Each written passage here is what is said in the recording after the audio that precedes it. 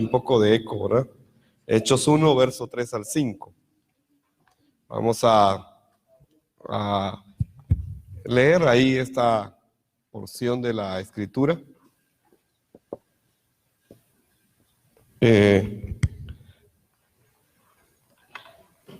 Hoy quiero hablar del movimiento de evangelismo en la iglesia primitiva. ¿Cómo es que sucedía el evangelismo en la iglesia primitiva? ¿Cómo es que el evangelismo debe suceder ahora en la iglesia actual? ¿Cómo es que este evangelismo la iglesia lo fue perdiendo y se dedicó a hacer otras cosas, ¿verdad? Porque la iglesia fue creada para hacer el evangelismo según la Biblia, no para otra cosa, sino que para esto. Para esto vino Cristo también, para que sucediera la evangelización mundial, con el evangelismo según la Biblia, con el evangelio que está en la Biblia. Entonces, tenemos que volver a la escritura, volver a la palabra y darnos cuenta de cómo fue el movimiento de evangelismo en la iglesia primitiva. Vamos a abrir Hechos capítulo 1, verso 3 al 5, ¿lo tienen? Y dice de esta manera: durante los 40 días, después de que sufrió y murió, Cristo se apareció varias veces a los apóstoles y les demostró con muchas pruebas convincentes que Él realmente estaba vivo, y les habló del reino de Dios. Una vez, mientras comía con ellos, les ordenó: no se vayan de Jerusalén hasta que el Padre les envíe el regalo que les prometió. Tal como les dije antes, Juan bautizaba con agua, pero en unos cuantos días ustedes serán bautizados con el Espíritu Santo. Amén. Vamos a seguir leyendo, el del 6 en adelante. Así que mientras los apóstoles estaban con Jesús, le preguntaron con insistencia: Señor, ¿ha llegado ya el tiempo de que liberes a Israel y restaures nuestro reino? Él les contestó: solo el Padre tiene la autoridad para fijar esas fechas y tiempos, y a ustedes no les corresponde saberlo, pero recibirán poder cuando el Espíritu Santo descienda sobre ustedes, y serán mis testigos, y le hablarán a la gente acerca de mí en todas partes, en Jerusalén, por toda Judea, en Samaria y hasta los lugares más lejanos de la tierra. Después de decir esto, Jesús fue levantado en una nube mientras ellos observaban, hasta que ya no pudieron verlo. Mientras se esforzaban por verlo ascender al cielo, dos hombres vestidos con túnicas blancas de repente se pusieron en medio de ellos. Hombres de Galilea, les dijeron: ¿por qué están aquí parados, mirando al cielo? Jesús fue tomado de entre ustedes y llevado al cielo, pero un día volverá del cielo de la misma manera en que lo vieron irse. Amén. Oramos. Padre, te damos gracias. Gracias por tu palabra. Te pedimos que nos bendigas, Señor, a través de la misma. Que tu Santo Espíritu nos guíe, Señor, para que podamos no solamente, Señor, comprender, sino poder creer, Señor, tener la fe correcta de creer que Jesús es el Cristo, el que ya está con nosotros, Señor, el que vino y que volverá a regresar. Gracias, Señor, por tu palabra. Enséñanos, Señor, esta fe de la iglesia primitiva y cómo es que sucedió el evangelismo en ese tiempo, Señor, el movimiento del evangelismo de la iglesia primitiva. Por favor, guíanos en tu palabra, Señor, para entender cómo es que hoy debe suceder con tu iglesia. De la misma manera, Señor, en el nombre poderoso de Jesús de Cristo, oramos todo. Amén. Y amén. ¿Cuántos dicen amén? Si usted revisa los primeros versículos, se va a dar cuenta que es importante ver cuál fue el último mensaje. ¿Cuál fue el último mensaje de Jesús a los apóstoles? Y quiero tocar eso como el primer tema, ¿verdad? ¿Cuál fue el mensaje que Jesús dejó? El último mensaje que Él le dio a los apóstoles. Si usted revisa ahí los primeros versículos, del 1 al 5, o del 3 al 5, usted va a darse cuenta de cuál fue ese mensaje realmente. Y la Biblia empieza diciendo que durante ¿cuántos días? ¿Durante cuántos días? 40 días. Dice que durante 40 días, ¿qué sucedió? Lea el versículo. Por favor, vaya a la Biblia. ¿Qué dice? ¿Cómo dice? Que durante 40 días, ¿qué? Ajá. Versículo número 3, ¿verdad? ¿Qué dice? ¿Durante qué? Durante 40 días. después de que sufrió y murió. O sea, fue después de la resurrección, después de que padeció en la cruz, durante 40 días. ¿Qué hizo Jesús? Dice que se les apareció varias veces, ¿verdad? Se les apareció a los apóstoles varias veces y les demostró con muchas pruebas convincentes que Él realmente estaba vivo, como dice su versión. Estoy en el versículo número 3. A los cuales después de haber padecido, se presentó, ¿qué dice? Vivo. En muchas pruebas. Apareciéndoles durante 40 días. Y les habló del reino de Dios. Entonces Jesús es levantado, es resucitado.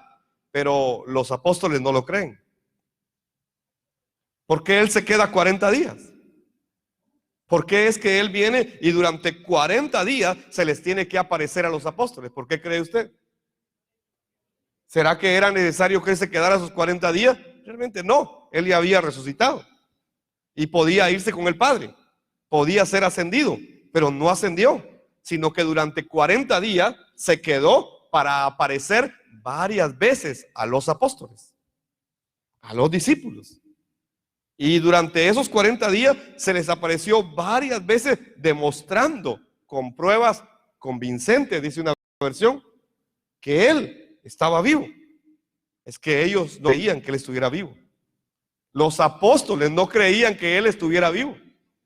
Por eso es que dice ahí que Él demostraba que era Él, que estaba vivo.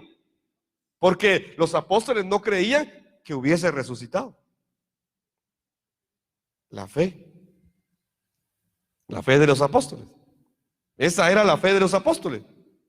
Antes del derramamiento del Espíritu Santo. Ellos no creían. ¿Será que resucitó? ¿Será que no? Incluso uno dijo, hasta que no meta mis dedos, ¿verdad? En sus manos y en su costado, yo no voy a creer. ¿Usted se puede imaginar a los apóstoles con esta fe? ¿Se puede usted imaginar aquellos que caminaron con Él en la tierra, los cuales estuvieron con Él, oyeron de Él, recibieron la enseñanza de Él, lo vieron en la cruz, lo vieron resucitado y todavía no creen? Y entonces dice, bueno, 40 días. Tal vez en esos 40 días llegan a creer, ¿verdad? Y se les empieza a aparecer y les empieza a demostrar que Él está vivo, que Él efectivamente ha resucitado. ¿Y por qué es que sucede esto? Es que en realidad los apóstoles no creían que Él hubiese resucitado. Es decir, los apóstoles no creían que Él fuera el Cristo. Porque para ser el Cristo debía de resucitar. Entonces, durante 40 días, este fue el último mensaje. Se les apareció muchas veces y les demostró que estaba vivo. Les demostró que Él era el Cristo, que Él había resucitado. Y entonces, como había resucitado, Él era el Cristo. Él había cumplido todas las profecías acerca del Cristo. Y entonces les hablaba solo de una cosa. ¿Les habló de qué? Del reino de Dios. Es que el reino de Dios no puede estar sin el rey. Que Él era el rey. Que Él había resucitado. Les habló del reino de Dios. Que el reino de Dios se estaba estableciendo en la tierra. Ese fue el mensaje durante 40 días. Se les aparecía y les daba el mismo mensaje y les volvía a dar el mismo mensaje. Es que los apóstoles en realidad seguían esperando un Mesías que liberara a Israel. Parece que era un poco duro de cabeza, ¿verdad? Y más duro de corazón. Porque los apóstoles, los que creían en Él supuestamente, ahora están esperando que venga un Mesías que libere a Israel y que restaure el reino de David. Y por eso, si ustedes miran más adelante en uno de los versículos, le preguntan, Señor, revíselo, ahí está adelantito en el pasaje que leímos, versículo número, ¿qué? 6. Así que mientras los apóstoles estaban con Jesús, ya resucitado, están durante esos 40 días. Y miren lo que le preguntan, hermano. Miren el versículo 6, lo que le preguntan. sea, ¿será que en realidad los apóstoles estaban creyendo que él era el Mesías que iba a venir? Y entonces le hacen en el versículo 6, así que mientras los apóstoles estaban con Jesús, le preguntaron con insistencia. O sea, el corazón de ellos anhelaba un Mesías, pero un Mesías diferente. No el Mesías anunciado en el Antiguo Testamento. No, ellos querían un Mesías y le preguntaban con insistencia. Dice: Señor, ¿será que ya llegó el tiempo de que liberes a Israel y restaures nuestro reino? Ellos estaban esperando solamente un Mesías humano, un Mesías político, un Mesías que viniera a liberar a Israel, ¿verdad? Y que se estableciera el reino de Dios, ¿verdad? Pero si es que el primero es Israel, hay que liberar a Israel. Entonces, Señor, ¿será que ya llegó ese tiempo? ¿Y qué les contestó el Señor? Yo me imagino que el Señor diciendo: eso no entienden, ¿verdad? Yo me imagino a veces al Señor frente a estos discípulos como cuando yo empecé a predicar y yo quería abrirles la cabeza a algunos de ustedes y meterles un chip para que entendieran. Yo me imagino al Señor viendo a sus discípulos, ay, la verdad. Y entonces les dice: no les corresponde a ustedes saber cuándo va a suceder esto. Esto solo mi Padre tiene potestad de saberlo. Hoy en realidad la iglesia está igual. La iglesia quiere saber cuándo va a pasar esto y cuándo va a pasar ello y por qué esta señal y por qué esta otra señal y hermanos y el coronavirus y empiezan, hermano, la iglesia está entretenida en un montón de cosas, queriendo saber los tiempos, las sazones de los tiempos, la ocurrencia de los tiempos, el cumplimiento profético de los tiempos, pero no quieren saber nada del Mesías Cristo. Amén. Entonces era la misma situación. Y a Jesús le tocó vivirlo. Y le dice: a ustedes no les corresponde cuándo va a suceder esto. E inmediatamente les da el versículo número 7, ¿verdad? Y 8. ¿Sí? El 8. Ustedes deben esperar la promesa del Espíritu Santo. Miremos qué dice el versículo 7. Y él les contestó: solo el Padre tiene la autoridad para fijar esas fechas y tiempos, y a ustedes no les corresponde saberlo. Y de una vez pasó al 8, pero recibirán poder. O sea, lo que ustedes deben poner atención, en lo que ustedes se deben de fijar, no es en esto, sino en esto. Amén. Les dijo: pero a ustedes no les corresponde saber eso, no se hagan esas preguntas, eso es con el Padre. Pero a ustedes les corresponde esto, pero recibirán poder cuando haya venido sobre ustedes el Espíritu Santo y me serán testigos y hablarán de mí a todos los lugares a donde vayan. Entonces, este es el último mensaje que Jesús le dio a sus discípulos antes de ser levantado. Si usted mira el versículo 9, es levantado. Así que lo último que les dijo es que van a recibir poder para hacer la evangelización mundial. Ustedes deben esperar la promesa del Espíritu Santo, y cuando Él venga recibirán poder y serán testigos de mí, no de otra cosa. Van a dar testimonio de mí, le hablarán a la gente acerca de mí en todas partes. Quiere decir que les habló el reino de Dios, es el evangelio y la evangelización mundial. Les habló del evangelio y de la evangelización mundial, porque eso es el reino de Dios. Y esto fue el último mensaje a los apóstoles. Entonces, ¿por qué Jesús usaría los últimos 40 días de su vida sobre la tierra para dar ese último mensaje? ¿Será que es importante?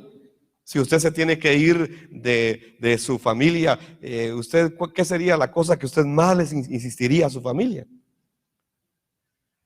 Usted le pensaría en algo muy importante, ¿verdad? Y entonces usted: esto no se me tiene que olvidar de enseñarlo, de decirlo, esto lo tienen que saber, esto lo voy a insistir, esto es lo que voy a decir. Y durante 40 días Cristo se quedó para hablar del reino y habló del evangelio y de la evangelización mundial. Entonces, la iglesia primitiva en realidad tuvo ese privilegio de tenerlo a él 40 días, oyéndolo, hablando del evangelio y de la evangelización mundial, demostrando que él, en realidad, él era el Cristo. Voy al segundo punto. Entonces, ¿qué es el movimiento de evangelismo? ¿Qué es esto que sucede acá? ¿Qué es este movimiento de evangelismo? ¿Será que es una estrategia más? ¿Será que algún pastor ha tenido tanta iluminación que decide organizar algo y entonces es muy efectivo y entonces se vuelve el movimiento de evangelismo? ¿De qué está hablando la Biblia? ¿Qué es el movimiento de evangelismo? ¿Por qué nosotros hablamos de la evangelización mundial? ¿Qué es este movimiento de evangelismo? En realidad, podemos entender desde la Biblia que es el movimiento de evangelismo que ocurrió en el aposento alto de Marcos. Es un grupo de creyentes en Jesús como el Cristo, no en otra cosa, en creyentes de este mensaje que se reúnen en el aposento alto de Marcos.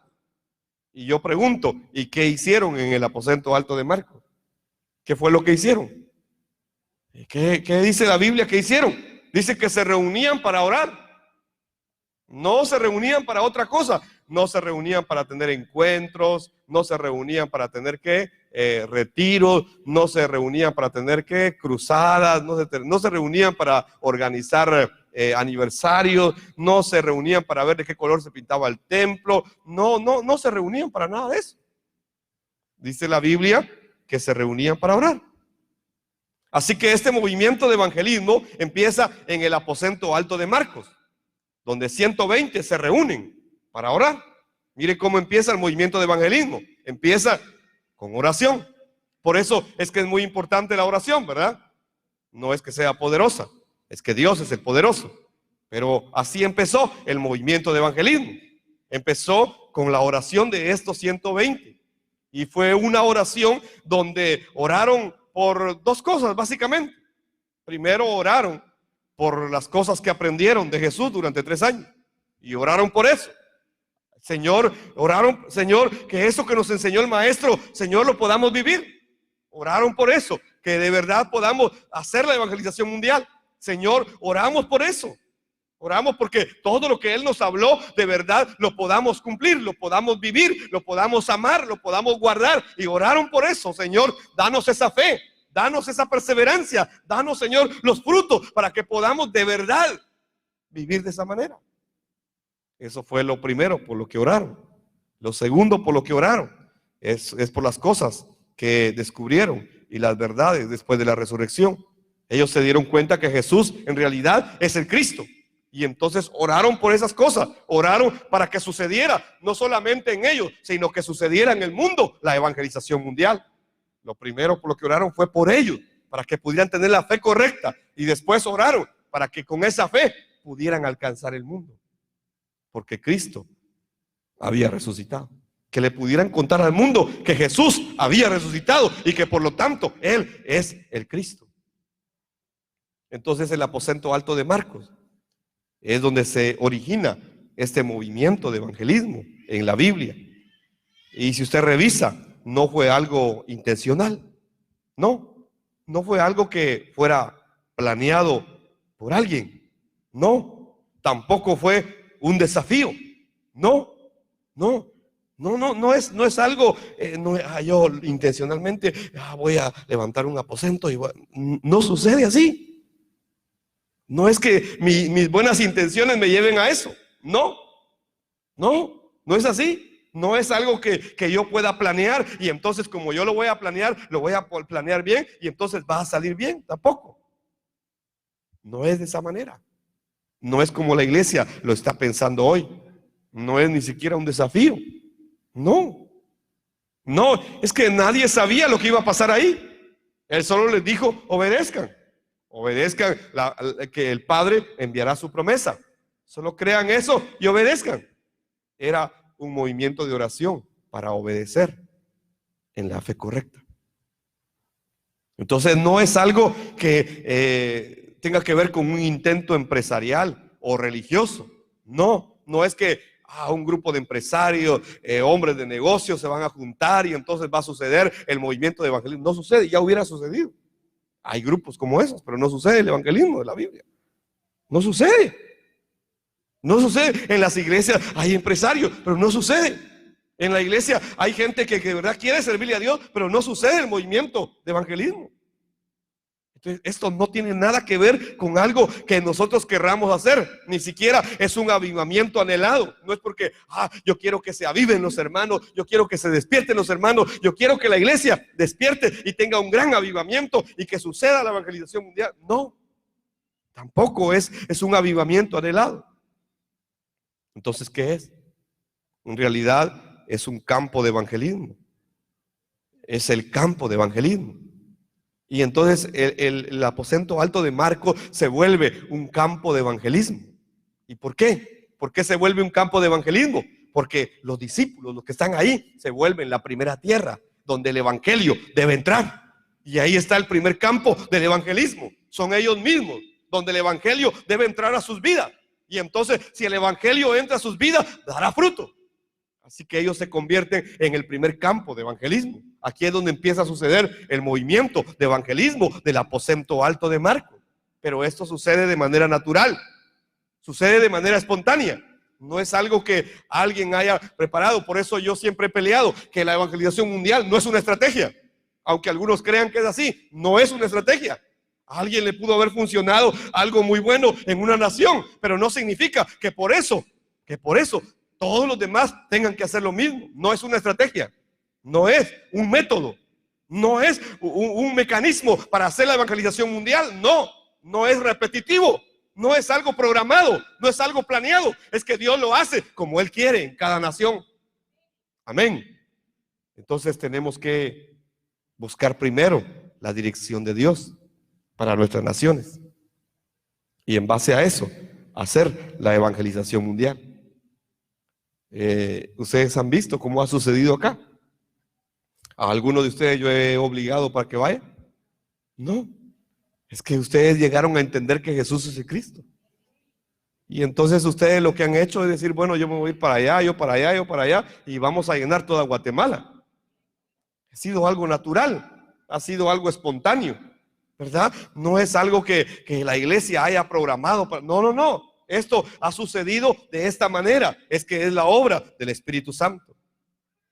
Si revisamos la historia, vemos que este movimiento de evangelismo que empezó con 120 en el aposento alto de Marcos, en realidad golpeó la vida de Roma.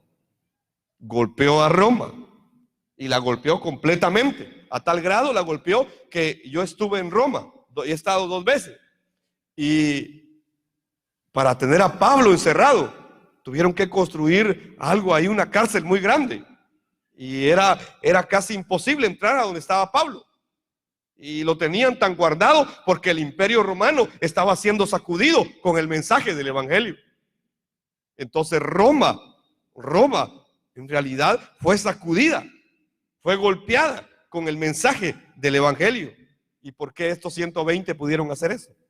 Es porque Dios estaba con ellos. Amén. Nadie podía vencer a un imperio romano con conocimiento, ni siquiera con espada.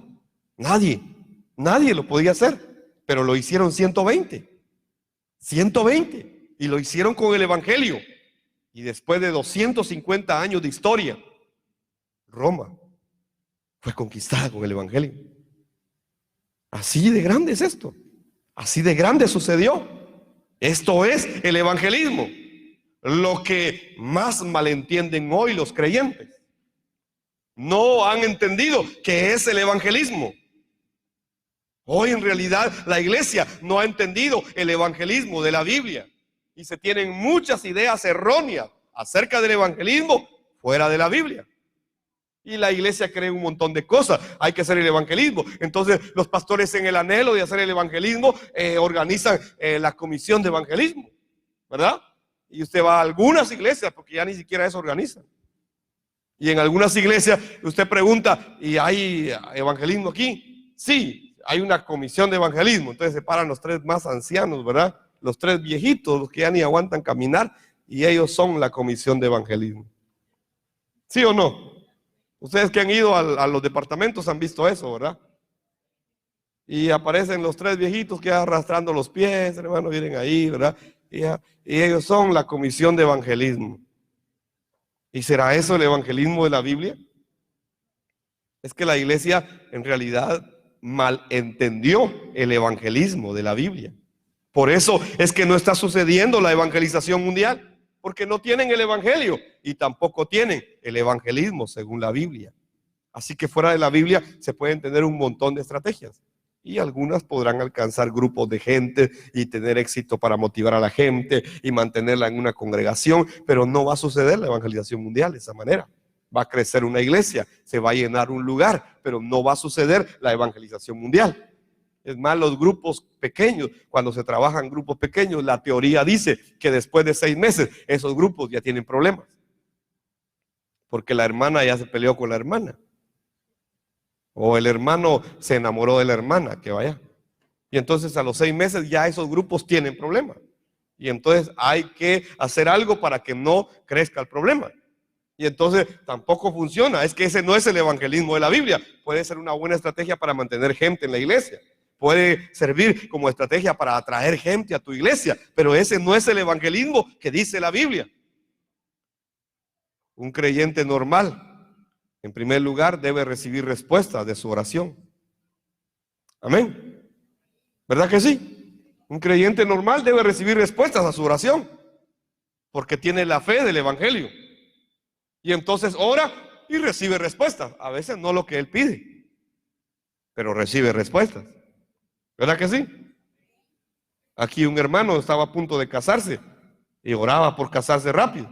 Y resultó que la novia le dijo que ya no. Él oraba por casarse rápido, pero la novia le dijo que ya no. ¿Respuesta de Dios? Claro que sí. Claro que sí. ¿Es respuesta de Dios? Es respuesta de Dios. Es que tu oración tiene respuesta, porque Dios conoce mejor tu vida que como tú la conoces. Por eso tus caminos no son los caminos de Él. Amén. Entonces este hermano, de plano, Dios tiene preparado algo mejor para él. Y evitó eso. Así es Dios. Entonces, un creyente normal debe tener respuestas a su oración.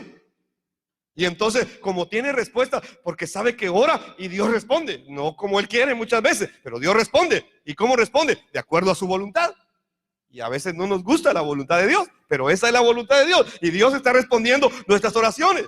Y entonces, ese creyente que sabe que tiene respuesta a su oración, entonces obtiene o produce los frutos del evangelismo. Esos son los frutos de vida. Y como consecuencia de que mira que Dios contesta su oración y vive con el evangelio, entonces va a participar de la evangelización mundial. Es como un árbol, ¿verdad? Que naturalmente pues va a dar frutos.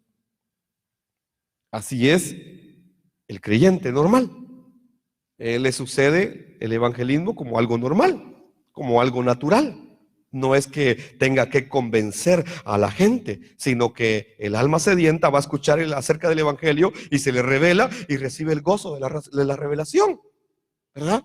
Y cuando un creyente normal habla, y si hay otro que va a ser salvo, que va a recibir el evangelio, entonces Dios se lo revela y este recibe el gozo. Y entonces dice, ala, yo nunca había entendido eso. Es que miren como dice aquí, y se devuelve un gozo. Amén. Así le ha pasado a usted, ¿verdad? Se vuelve un gozo, ¿verdad? Se volvió un gozo. ¿Y cómo fue? ¿Será que el pastor tuvo que doblarle la mano? No. Llegó un momento en que se le reveló el evangelio y ustedes abrieron sus ojos y dijeron, sí, esto es, pues. Y entonces hay gozo en dar el evangelio. Es algo natural, no es a la fuerza. No es algo que yo tenga que hacer forzadamente, no, sino que como un árbol de Dios, yo doy lo que Dios me ha dado a mí. Entonces tengo el gozo de la revelación de Cristo. Y si esto ocurre de manera constante, imagínense, si esto empieza a ocurrir con usted y con sus hijos y con su familia y con el vecino y con el hermano de lado y empieza a ocurrir, imagínense si esto ocurre constantemente. Entonces, se cumple Mateo 28:20. ¿Y qué dice Mateo 28:20?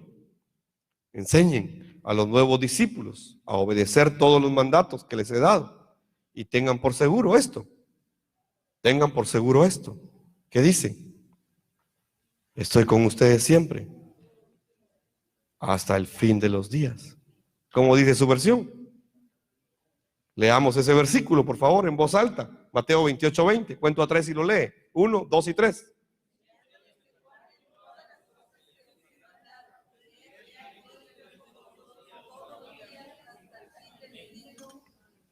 Nos gustaba la última parte, ¿verdad? Y muchos creyentes hoy dicen la última parte. ¿Sí o no? ¿Verdad? Les gusta la última parte de este versículo. Ah, es que Dios está con nosotros todos los días, desde ahora hasta el fin del mundo. Ah, yo creo que Él está conmigo. Yo confieso que Él está conmigo. Yo declaro que Él está conmigo. Yo proclamo que Él está conmigo. Yo decreto que Él está conmigo.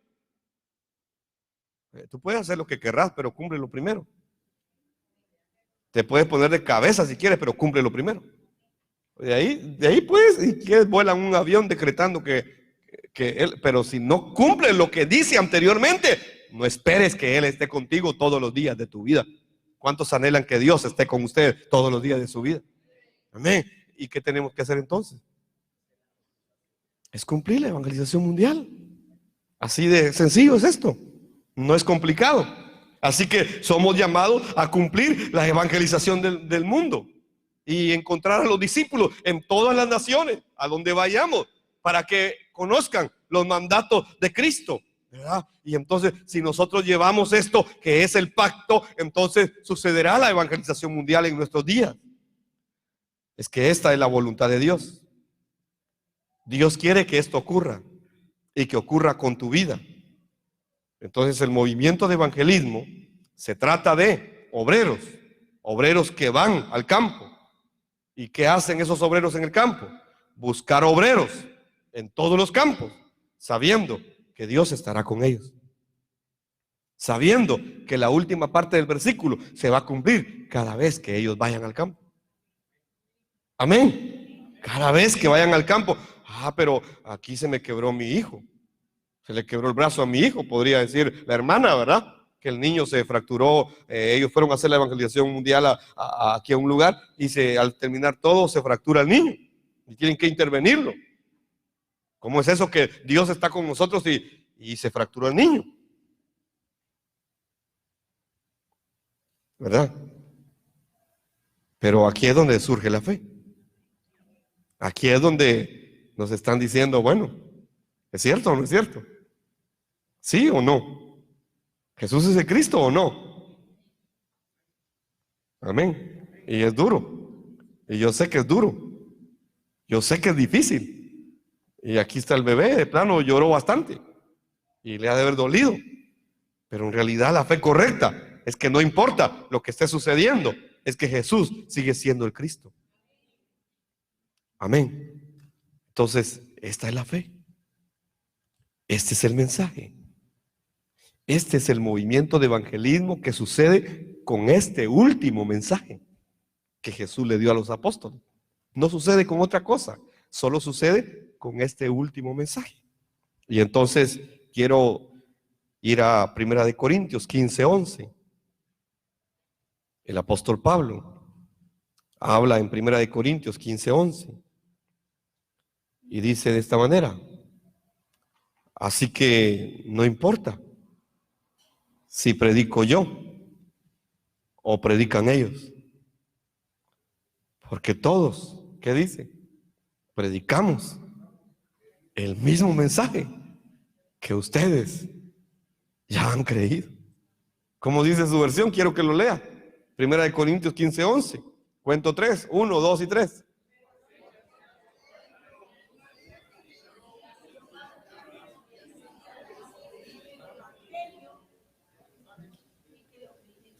Si usted revisa unos versículos anteriores, está hablando de Santiago, está hablando de Pedro, está hablando de los apóstoles y está diciendo: no importa quién es el que predique, no importa si predica Pedro, o sea, es que todos tenían el mismo mensaje, todos habían estado en el último mensaje a los apóstoles. Y entonces no importa quién predica, si es Santiago, o si es Pedro, o si es Juan, o si es Andrés, no importa. No importa si predico yo o si predican ellos, porque todos predicamos el mismo mensaje que ustedes ya han creído. Amén. Esto fue lo que Pablo dijo al referirse al mensaje que daban todos los apóstoles y los discípulos de la iglesia primitiva. Entonces, ¿cuál es el contenido? El punto 3. ¿Cuál es el contenido para testificar en el movimiento de evangelismo? Hay un movimiento de evangelismo entonces. Y el punto 3 es ¿cuál es el contenido del mensaje, verdad? ¿Cuál es el contenido del mensaje que recibieron? O sea, ¿qué es lo que este mensaje tenía? Porque es que la iglesia primitiva pudo hacerlo de esta manera. ¿Por qué es que el movimiento de evangelismo sucedió con ellos? ¿Y por qué debe suceder con nosotros de igual manera? Entonces, ¿cuál es el contenido del mensaje para el movimiento de evangelismo? Y aquí hay 4 puntos que quiero tocar para que usted tenga claro cuál debe ser el contenido de este mensaje. El primer punto es que Jesús es el Cristo. Amén. Entonces, ese es el primer punto, el del contenido. Esto fue lo que ellos predicaron también. Y esto es lo que la iglesia debe predicar hoy también. El contenido primario, el fundamento, la esencia, lo básico, lo más grande del mensaje, en el contenido del mensaje del movimiento de evangelismo del libro de los Hechos, es que Jesús es el Cristo. Si leemos Hechos 5, 41, 42, esos pasajes usted ya se los sabe bien, ¿verdad? Bueno, se sabe el 42, pero quiero que lea el 41 también. Hechos 5, 41, 42. ¿Cómo es que dice?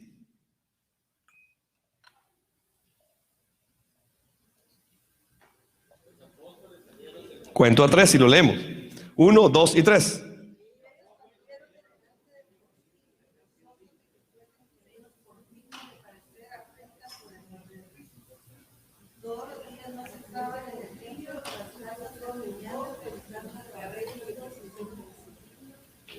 Entonces, este era el mensaje de los apóstoles. Ahora les ha tocado que ser azotados. Ahora los golpearon, como al niño aquí presente. Lo golpearon, le quebraron un brazo. Igual los apóstoles. Yo no sé si salieron quebrados, pero dice que estaban gozosos. Estaban gozosos porque los habían golpeado, porque estaban predicando que Jesús es de Cristo. Así que hay una razón para estar gozosos. Amén. Aunque hayan fracturas, hay una razón para estar gozoso. Eso es loco, ¿verdad? Esto es loco, pero eso es el evangelio. Así es de contradictorio para el mundo. ¿Cómo es posible eso? El mundo no lo entiende. Es que el mundo no puede entender las cosas del espíritu. Pero los espirituales lo entienden. Los que tienen el espíritu lo pueden entender. Entonces ahora ellos salen gozosos. Y salieron del concilio gozosos. Porque Dios los había considerado dignos de sufrir, de ser golpeados. ¿Cómo es eso? ¿Será que hay gozo en sufrir de esa manera? No es que seamos masoquistas. No, es que este es el gozo que solamente el evangelio puede producir. Amén. No es que nos guste, pégueme, pues pégueme, ahora más duro, más duro. No está hablando de eso. Está diciendo que es por causa de Cristo, por causa del evangelio, por causa de la evangelización mundial. Entonces, si algo sucede cuando estamos haciendo la evangelización mundial, de verdad entendamos esto. Hemos sido encontrados dignos. Y esto es grande. Esto es grande. Porque es por causa del evangelio. Entonces, se testifica que Jesús es el Cristo. Y es el que se debe esperar en todas las partes del mundo.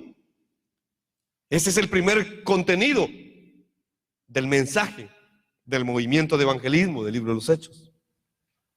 Entonces, ¿qué significa eso? Que Jesús es el Cristo y que lo debemos esperar en todas las partes del mundo.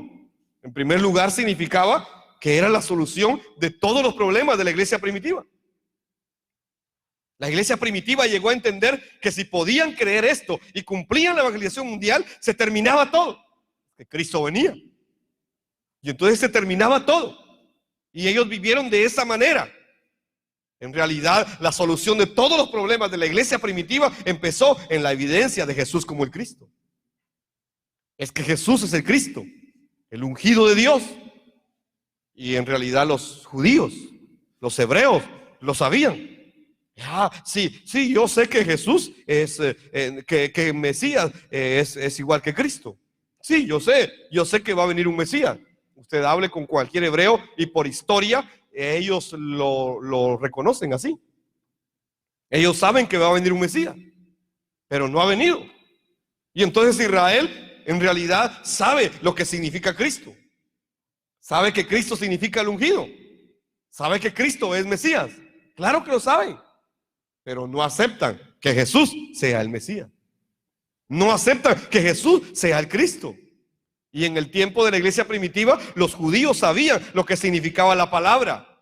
Claro que sí. Ellos sabían lo que significaba Mesías y lo que significaba Cristo. Ellos lo sabían, pero no sabían la verdad. Aunque tenían conocimiento, no tenían la verdad revelada. Aunque tenían el conocimiento, no se habían expuesto ante la verdad que era Cristo Jesús. Por eso se puede saber como un conocimiento más. Se puede tener como un argumento, como un conocimiento, como una información. Pero si no se tiene la revelación, no se encuentra uno con la verdad. Amén. Hay que encontrarnos con la verdad. No es solo, sí, ahora ya lo entendí, ahora ya lo creo, ahora, no. Tienes que encontrarte con la verdad todos los días. Es una revelación todos los días. Los judíos, aunque ellos lo sabían lo que significaba Mesías, lo que significaba Cristo, y sabían que iba a venir. Ellos en realidad no sabían la verdad acerca de Jesús como el Cristo. Y entonces los judíos cayeron en el fracaso de no obtener la salvación. Y fue la iglesia primitiva quien supo la verdad y el significado. Y entonces, sabiendo la verdad y conociendo el significado, pudo salvar al mundo de su tiempo. Así que saber la verdad, ¿sí? Conocer la verdad, encontrarnos con la verdad es más grande que simplemente tener la información de que Jesús es el Cristo. Por esto es una revelación constante. Se ungían solo a los profetas. Esto era lo segundo, que significaba que Jesús es el Cristo. Se ungían a los profetas, a los sacerdotes y a los reyes. Y entonces la iglesia primitiva confirmaba esto con las escrituras, que en realidad ese Jesús es el verdadero profeta que nos abrió el camino para encontrarnos con Dios. Y ellos lo comprobaban por medio del Antiguo Testamento. Es el verdadero sacerdote que nos dirige a Dios a pesar de nuestro pecado. Y es el verdadero rey que venció al mundo y a Satanás. Entonces, si creemos que Jesús es el Cristo, nos encontramos con Dios. Nos encontramos con Dios. Y si nos podemos encontrar con Dios, significa que somos salvos. Entonces, si nos encontramos con Dios, somos salvos. Esto es la salvación, no es otra cosa. Si nos encontramos con Dios, somos salvos y entonces Dios mismo viene a morar en nosotros. Es decir, la salvación tiene que ver con esto, con encontrarnos con Dios y con la presencia del Espíritu Santo en mi vida. Así que me vuelvo la morada del Espíritu Santo. Dios está conmigo. Dios está conmigo ahora. Es de esa manera como ellos creían. Entonces el tercer punto de ¿por qué ellos predicaban que Jesús es el Cristo? Es que si nos encontramos con Dios, se resuelve todo. Así creía la iglesia primitiva. Si yo me encuentro con Dios, se resuelve todo. Van a aparecer evidencias verdaderas de la salvación y la paz en mi vida. Es que ya soy salvo, ya tengo paz. Dios está conmigo. Cuando creemos que Jesús es el Cristo, vienen esas evidencias de libertad a mi vida. Yo ya no creo en las supersticiones que antes creía. ¿O usted todavía sigue creyendo en eso? Ya no, ¿verdad? Espero que ya no. Tampoco creo en las adivinaciones en las que antes creía. tampoco me puedo dejar dominar por el pecado. Y sé que el infierno y todo lo malo que Satanás ha preparado contra mí ya no tiene vigencia en mi vida. Esa es la salvación. Yo debo creer así, firmemente. No es que tenga que tambalear en mi fe, es que así lo dice la Biblia. Debo creer eso. Y eso se debe evidenciar entonces si de verdad soy salvo. Si soy salvo, estas son las evidencias del verdadero sacerdote obrando en mi vida. Es que Cristo ya está en mí. Esto es lo que ellos testificaban cuando decían que Jesús es el Cristo. Esto era lo que explicaban. El segundo punto del contenido del mensaje es la resurrección. La resurrección. Entonces, vamos al segundo punto. ¿Cuál era el contenido del mensaje entonces? Ellos hablaban de la resurrección y explicaban cómo esa resurrección ahora está obrando en ellos. Esa resurrección está obrando en nosotros. Eso es lo que ellos explicaban desde las Escrituras. El movimiento de evangelismo de la iglesia primitiva testificaba entonces que Jesús es el Cristo, el que resucitó y ahora está obrando en mi vida, ahora mismo. O sea, hay un poder de la resurrección que ahora está obrando en mi vida.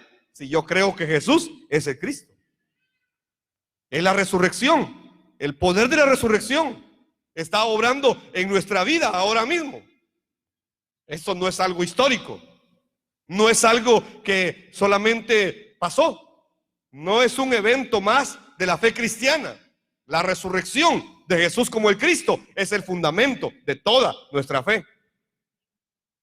Así que ese poder que lo levantó a él es el mismo poder que está obrando ahora en mi vida. Amén. Entonces ese poder está en mí ahora. Espero que puedan creerlo de esa manera. Así lo creía la iglesia primitiva. Por eso no tenían temor de nada. No tenían problema de nada. Ellos decían, todo se resolvió. Es que el poder de la resurrección ya está en mi vida. Ya está en mí. Entonces, si vamos a 1 Corintios capítulo 15, versículo 13 al 19, dice así: pues si no hay resurrección de los muertos, entonces Cristo tampoco ha resucitado. Y si Cristo no ha resucitado, entonces toda nuestra predicación es inútil. Y la fe de ustedes también es inútil. Y nosotros los apóstoles estaríamos todos mintiendo acerca de Dios, porque hemos dicho que Dios levantó a Cristo de la tumba. Así que eso no puede ser cierto. Si eso no puede ser cierto, si no hay resurrección de los muertos. Y si no hay resurrección de los muertos, entonces Cristo no ha resucitado. Y si Cristo no ha resucitado, entonces la fe de ustedes es inútil y todavía son culpables de sus pecados. En ese caso, todos los que murieron creyendo en Cristo están perdidos. Y si nuestra esperanza en Cristo es solo para esta vida, somos los más dignos de lástima de todo el mundo. Entonces ellos predicaban acerca de la resurrección, del poder de la resurrección. Pero eso no solamente pasó en Cristo, es que ellos creían que ahora ese mismo poder estaba en ellos. Y ellos ya estaban muertos, pero no importaba, es que el poder de la resurrección los iba a levantar. Por eso la Biblia dice que nosotros estamos muertos en Cristo. Usted ya está muerto, pero el poder de la resurrección está en usted. Así que hoy está aquí, pero un día lo van a levantar. Amén. El poder de la resurrección es ese. Y ellos predicaban. Cada vez que daban testimonio, hablaban de que Jesús es el Cristo, el que había resucitado. Y ahora el poder estaba en ellos, porque Cristo estaba en ellos. ¿Cuál es el tercer contenido o punto del mensaje? Es la obra del Espíritu Santo. ¿De qué hablaba la iglesia primitiva? Ellos decían que la obra del Espíritu Santo ahora está sucediendo en ellos. Y recibiréis poder. Recibiréis poder. Entonces, como la obra del Espíritu Santo era para dar testimonio, entonces decía, Dios ya está con nosotros. Ya se cumplió Emmanuel. Dios ya está con nosotros. Y entonces, solo nos queda cumplir la fe maranata. Porque la fe de Manuel ya está conmigo. Dios ya está con nosotros. Así que vamos a hacer la evangelización mundial. Y por eso es que ellos caminaban haciendo la evangelización mundial. Porque para ellos esta era la obra del Espíritu Santo. No era que se cayeran. No era que se empezaran a carcajear en medio de un culto. No era otra cosa, o que se embriagaran. No, sino que era que sucediera la evangelización mundial. ¿Por qué? Porque Dios ya estaba con ellos. Porque había sucedido Emmanuel en sus vidas.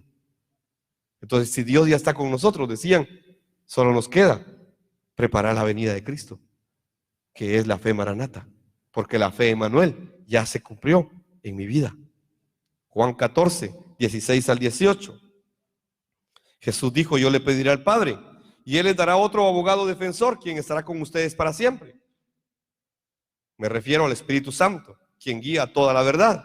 El mundo no puede recibirlo porque no lo busca ni lo reconoce, pero ustedes sí lo conocen, porque ahora Él vive con ustedes y después estará en ustedes. No los abandonaré como a huérfanos, vendré a ustedes. Esta es la fe, Emmanuel. Dios ya está con nosotros. Dios ya está con nosotros. Por favor, crea eso. Dios ya está con usted. Entonces nada de este mundo lo puede destruir. Nada de este mundo lo puede derrotar. Nada de este mundo puede ser más grande que Dios, que ya está con usted. Amén. Esta es la fe, Emmanuel. Entonces este movimiento de evangelismo, de hechos, de la iglesia primitiva, es el movimiento que experimenta y testifica que el Espíritu Santo obra dentro de todo creyente, que el Espíritu Santo está junto con todo creyente, que el Espíritu Santo está obrando con la iglesia para dar testimonio de que Jesús es el Cristo. Esta es la obra del Espíritu Santo. Y aquí se cumple Hechos 1:8. Pero recibiréis poder cuando el Espíritu Santo descienda sobre ustedes, y serán mis testigos, y le hablarán a la gente acerca de mí en todas partes, Jerusalén, Judea, Samaria, hasta los lugares más lejanos de la tierra. Juan 16, 8 al 11. Y cuando Él venga, convencerá al mundo de pecado y de la justicia de Dios y del juicio que viene. El pecado del mundo consiste en que el mundo se niega a creer en mí. La justicia está disponible porque voy al Padre y ustedes no me verán más. Y el juicio vendrá porque quien gobierna este mundo ya ha sido juzgado. En estos pasajes, en realidad, están los tres problemas, las tres raíces del problema espiritual. Y dice aquí que el Espíritu Santo va a venir para convencer al mundo de la raíz del pecado, ¿verdad? Que va a venir para eso, y que va a venir para hablar de la justicia de Dios y del juicio de Dios. La justicia porque ya está disponible, porque el camino ya fue abierto, y el juicio ya fue hecho porque Satanás ya fue derrotado. Entonces el Espíritu Santo viene a confirmar la obra de Jesús como el Cristo, y entonces podemos dar testimonio de la resurrección cuando entendemos la obra del Espíritu Santo. Termino este punto con Juan 15:26, que dice: a ustedes yo les enviaré al abogado defensor, el Espíritu de verdad. Él vendrá del Padre y dará testimonio acerca de mí. Entonces, ¿para qué iba a venir el Espíritu Santo? ¿Cuál era la obra del Espíritu Santo? Era dar testimonio de que Jesús es el Cristo. Y entonces el último punto del mensaje de la iglesia primitiva. ¿De qué más hablaban? ¿De qué más predicaban?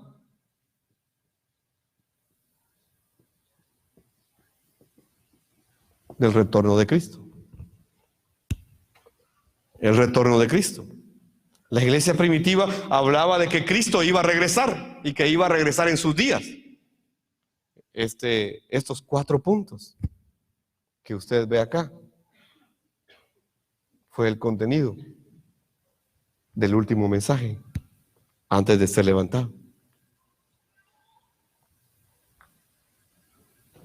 Entonces, el retorno de Jesús el Cristo es algo que la iglesia primitiva siempre predicó en el contenido del evangelismo que dio. En Hechos capítulo 1, versículo 10 al 11, son versículos que leímos hoy al principio, dicen: mientras se esforzaban por verlo ascender al cielo. ¿Se imagina usted aquellos apóstoles? mientras se esforzaban por verlo ascender al cielo. 2 hombres vestidos con túnicas blancas de repente se pusieron en medio de ellos. Hombres de Galilea, les dijeron, ¿por qué están aquí parados mirando al cielo? Jesús fue tomado de entre ustedes y llevado al cielo, pero un día volverá del cielo de la misma manera en que lo vieron irse. ¿Se imagina usted a los apóstoles esforzándose? ¿Dónde va? ¿Dónde va? ¿Dónde está? En aquella nube, en aquella nube. No, ya van en esta nube. Esforzándose. Se esforzaba para ver cómo era ascendido. Hoy la iglesia está igual. Hoy la iglesia está ¿cómo es esto? ¿Y cómo se explica esto? ¿Y cómo aquí allá? Y un montón de preguntas. Pero en realidad es que Él va a regresar. Él va a regresar. Ese es el punto, Él va a regresar. Y esto fue lo que los ángeles dijeron. ¿Por qué están aquí parados? Mucha, ¿qué les pasa? Ya saben lo que tienen que hacer, pues. Ya saben lo que tienen que hacer. ¿Por qué están aquí parados? Entretenidos viendo las nubes, ¿por dónde va? No, es que así como Él se fue, un día va a regresar. Pero tienen que preparar su venida. Tienen que preparar el retorno de Cristo. Esto es lo que los ángeles les están diciendo. Entonces el movimiento de evangelismo de la iglesia primitiva es el movimiento que testifica que el gobierno, que el rey de toda la creación vendrá por segunda vez como el verdadero rey de reyes y señor de señores. Que Él va a regresar nuevamente, pero es necesario que se cumpla la evangelización mundial para que podamos verlo en nuestros días. Esto es Mateo 24:14. Amén. Filipenses 3:20 dice: en cambio nosotros somos ciudadanos del cielo, donde vive el Señor Jesús el Cristo, y esperamos con mucho anhelo que Él regrese como nuestro Salvador. Amén. ¿Y cómo es que ellos esperaban con mucho anhelo que Él regresara como su Salvador? Cumpliendo la evangelización mundial. La iglesia de hoy, entonces, es llamada a cumplir el pacto de la evangelización mundial con el evangelismo según la Biblia, no con estrategias humanas, sino según fue establecido en el último mensaje que Cristo le dio a los apóstoles en el libro de los Hechos, dando a conocer el evangelio de la Biblia para preparar la venida del Señor Jesús el Cristo. Esta fue la fe de la iglesia primitiva. Ellos creyeron que Jesús era el Cristo y esperaron la promesa del Espíritu Santo y luego dieron su vida para cumplir la evangelización mundial desde el movimiento del aposento alto de Marcos, sabiendo una cosa, que Dios ya estaba con ellos. Es decir, que llegaron a tener la fe Emanuel y corrieron con la fe Maranata para preparar la venida del Señor. Nosotros también debemos caminar con esta fe. Sabemos que Dios está con nosotros, pero si ni siquiera eso podemos creer, menos podremos correr para preparar su venida. Así que necesitamos creer primero que Dios ya está con nosotros y que Él se va a encargar de todo. Claro que hay que hacer lo que nos toca hacer, pero Dios se va a encargar de todo. Claro que sí. Descansemos de esa manera y entonces corramos nuestra vida con la fe Maranata para preparar la venida de Cristo nuevamente. Amén. Los bendigo esta noche. Vamos a orar. Padre, te bendecimos y te damos a ti la gloria y la honra, Señor del cielo. Reconocemos que Jesús es el Cristo, Señor, el fundamento de toda nuestra vida de fe, el fundamento de toda la creación, Señor. Hoy te agradecemos, Señor, porque podemos ver cómo la iglesia primitiva corrió en sus días para preparar el retorno tuyo, Señor. Y aunque ellos no lo pudieron ver, Señor, te pedimos que nosotros podamos correr para ver tu retorno en nuestros días. Señor, danos la fe necesaria, danos la fe correcta. Danos, Señor, la dirección a través de tu Santo Espíritu, Padre, para que podamos creer que tú ya estás con nosotros y que todo está resuelto, Señor. Aún eso que parece difícil, aún eso que parece que no se va a solucionar. Aún eso, Señor, que nos puede preocupar tanto, aún todo ello, Señor, queremos descansar en ti, sabiendo, Señor, que si creemos que Jesús es el Cristo, podemos creer que todo está resuelto, Padre eterno. Oramos, Señor, esta noche, poniendo nuestras vidas delante del Evangelio, Señor, para que podamos darnos cuenta, Padre, de qué tan insignificantes somos nosotros delante de ti. Glorifica tu nombre, Señor, en el nombre poderoso de Jesús, el Cristo tuyo, Señor.